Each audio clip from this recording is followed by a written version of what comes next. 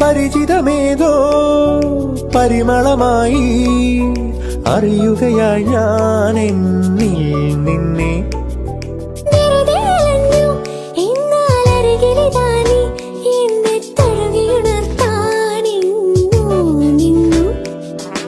പ്രേമത്താൽ മാത്രം മിഴികളിൽ വിടരും പേരില്ലാ പൂക്കൾ കാണുകയായി ഞാൻ.